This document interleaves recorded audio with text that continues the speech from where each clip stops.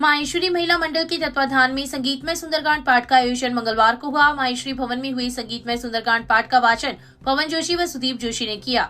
मंगलवार की दोपहर 3:15 बजे शुरू हुआ कार्यक्रम शाम 5 बजे तक चला। इस अवसर पर महिला मंडल की अध्यक्ष मंजू देवी लड्ढा, मंत्री जयश्री जाजू, दिव्य ज्योति लड्ढा, सुनीता झवर, कृष्णा झाजू, कमला चांडक, कांता झाजू, किरण टापड़िया, सरिता चांडक, चंदा सोनी, रूपाली लड्ढा, ललिता व्यास, गीता पारिक, विमला पीपलवा, सुमित्रा महेशी, संतोष महेशी, धर्मा रांकावत, ममता जोशी, वेदिका चांडक, पूर्णिमा लड्ढा, संतोष जोशी, सरोज सोनी, रेखा चालान, सुधा तामड़े सहित काफी संख्या में महिलाएं उपस्थित थी। इस दौरान पाठ का वाचन करने वाले जोशी बंधुओं का मंडल के पदाधिकारियों द्वारा दुपट्टा पहनाकर स्वागत किया गया।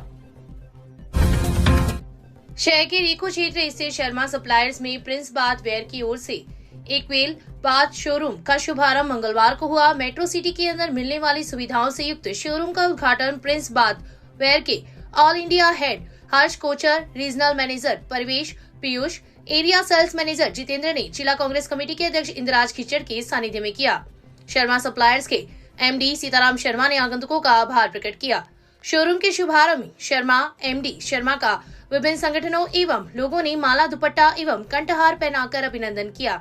इस अवसर पर विश्वनाथ सोनी, चतुर्भुज गोस्वामी, उदय प्रकाशी धादीज, देवेंद्र यादव, लक्ष्मी नारायण शर्मा, सचिन शर्मा, दीपचंद, हीरालाल जांगीर, सीताराम जांगीर, अमरचंद धादी, जगदेव सांखोलिया, कुंदनमल धादीज, मुरारीलाल पारिक, वासुदेव चाकलान, ओम प्रकाश तापड़िया, राजीव उपाध्याय, शशि कुमार गौड़, राधेश्याम पारिक, राकेश गहलोत, राजकुमार चौधरी, देवेंद्र धादी सहित काफी संख्या में लोग उपस्थित थे। कार्यक्रम का संचालन कुलदीप व्यास ने किया।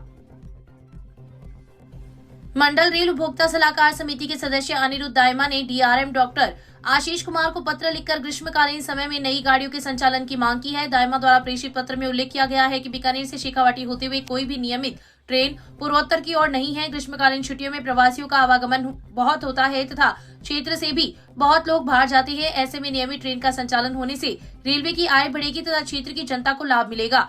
बीकानेर, रतनगढ़, चूरू व जयपुर होते हुए बंगाल व असम जाना भी आसान होगा। समिति के सदस्य अनिरुद्ध ने 24 मार्च तक संचालित होने वाली बीकानेर से गुवाहाटी के लिए एक ट्रेन संचालित करने पर डीआरएम का आभार प्रकट किया।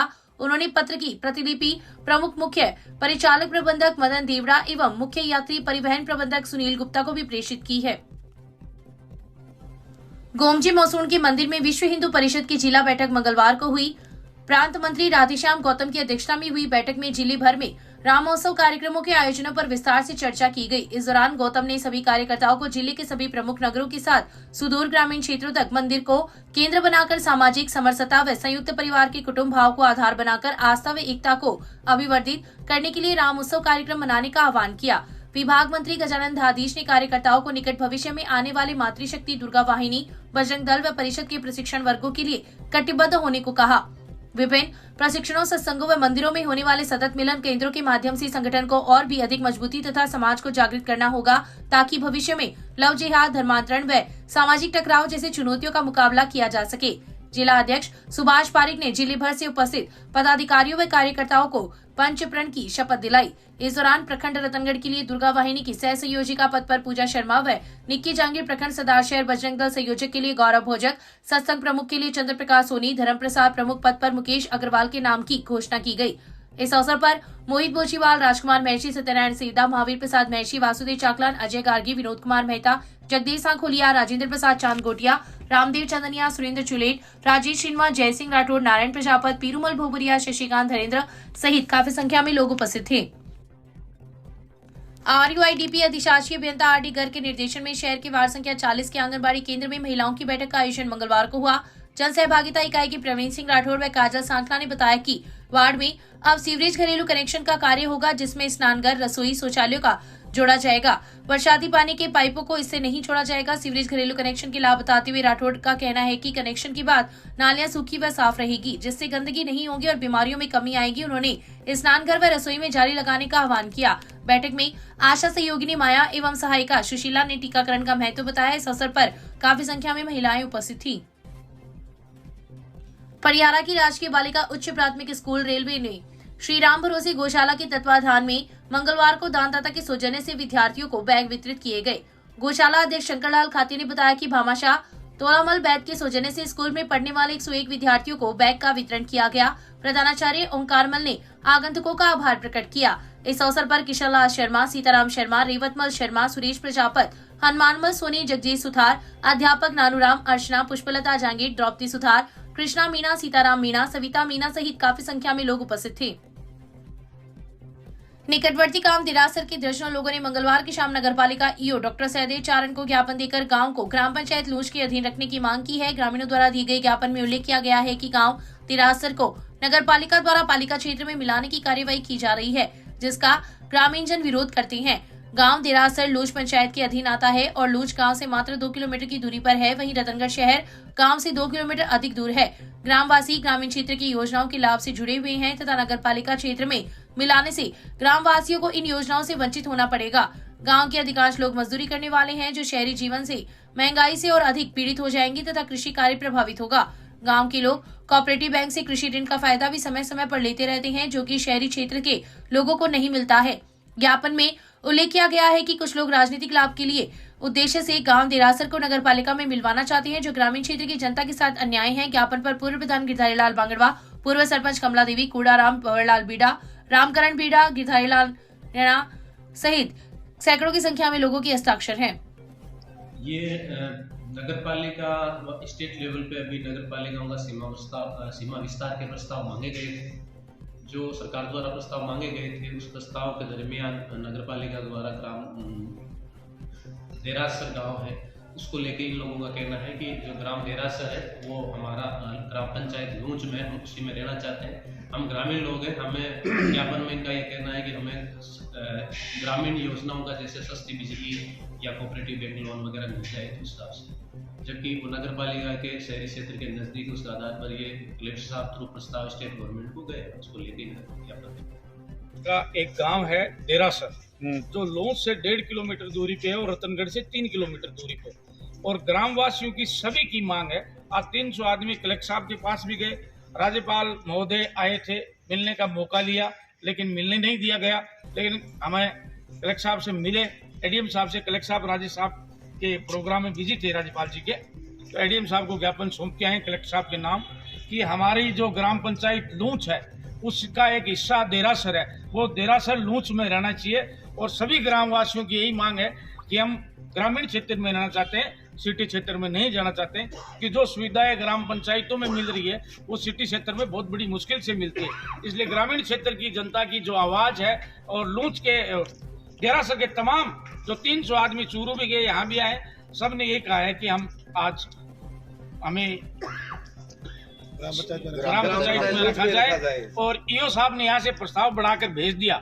ईओ साहब को पूछा तो ईओ साहब ने कहा कि सरकार ने हमसे मांगे, हमारे पर कोई दबाव नहीं था। लेकिन साहब आपने गलत भेजा। ईओ साहब से बात भी की है, लेकिन क्या आपका आपत्ति लगाना जायज है? हमने एसडीएम को दिया है, कलेक्टर साहब को दे दिया, एक मुख्यमंत्री के नाम भी ज्ञापन दिया। तहसील के गांव जालो में मंगलवार को शमशान में जल रही चिता में झाड़ियों में आग लग गई। देखते ही देखते आग ने विकराल रूप धारण कर लिया और जंगल की तरफ बढ़ गई। ग्रामीणों की सूचना पर नगरपालिका की दमकल मौके पर पहुंची तथा 1 घंटे की कड़ी मशक्कत के बाद आग पर काबू पाया। घटना में किसी भी प्रकार का नुकसान नहीं हुआ, लेकिन एक दफा अफरा तफरी मच गई। सेवानिवृत्त फौजी प्रभुदयाल श्योरान ने बताया कि गांव के बादल राम मेघवाल का निधन होने पर परिजन उसके शव का अंतिम संस्कार कर घर चले गए, लेकिन जलती चिताम से चिंगारियों से झाड़ियों ने आग पकड़ ली तथा आसपास की 3 बीघा भूमि पर फैले सूखी घास को अपने आगोश में ले लिया। आग के चलते करीब 4 दर्जन से अधिक पेड़ भी जल गए। घटना के बाद मौके पर लोगों की भीड़ लग गई तथा दमकल को सूचना दी, जिस पर दमकल ने आग पर काबू पाया। तहसील के गांव पड़िहारा में खेत में फसल की कटाई करते समय करंट लगने से 60 वर्षीय व्यक्ति की मौत हो गई। पुलिस ने मर्ग दर्ज कर शव का पोस्टमार्टम करवाया तथा लाश परिजनों को सुपुर्द कर दी।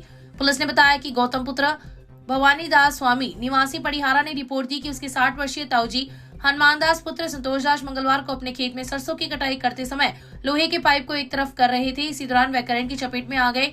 उन्हें जिला अस्पताल लेकर आए, जहां पर डॉक्टरों ने मृत घोषित कर दिया। पुलिस ने मर्ग दर्ज कर लाश का पोस्टमार्टम करवाकर शव अंतिम संस्कार के लिए परिजनों को सुपुर्द कर दिया। युवक की नामर्दी छुपाने के लिए प्रेम जाल में फंसाकर एक युवती से शादी कर लेने और अब 2 जेठ से नाजायज संबंध बनाने का दबाव डालने का मुकदमा एक विवाहिता ने पुलिस में दर्ज करवाया है। पुलिस ने विवाहिता की रिपोर्ट पर मामला दर्ज कर जांच शुरू कर दी है।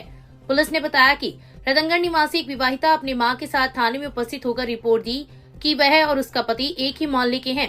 बचपन से ही दोनों का एक दूसरे के घरों में आना जाना था और दोनों प्यार में पड़ गए।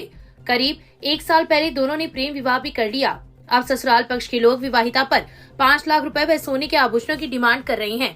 विवाहिता ने रिपोर्ट में आरोप लगाया है कि शादी के 1 वर्ष बाद भी उसे बच्चा नहीं होने पर ससुराल वालों ने उसे पहले तांत्रिक और बाद में डॉक्टरों से जांच करवाई।